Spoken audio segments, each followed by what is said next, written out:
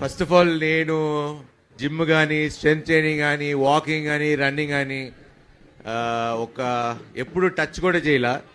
But biker cinema కోసం మా director వచ్చి మీరు ఒక 18-year-old క్యారెక్టర్ చేయాలి అన్నప్పుడు దెన్ ఈ స్క్రిప్ట్ కోసం తగ్గాలనిపించింది.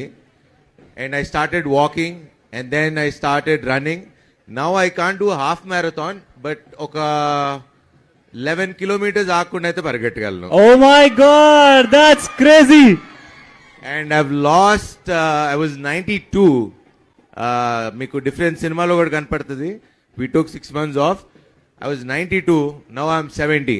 So 22 kilos తగ్గా 2 years లో. Amazing. And ఆరోగ్యం మహాభాగ్యం అంటారు కదా. సో ఇట్లా ఈ ప్రాసెస్ లో I started running. And then I started doing strength training and I started doing yoga. Mentally, physically, you become a different person. మనకి స్కిల్ ఉండటం ఎంత ఇంపార్టెంటో కాన్ఫిడెన్స్ కూడా ఉండటం అంత ఇంపార్టెంట్.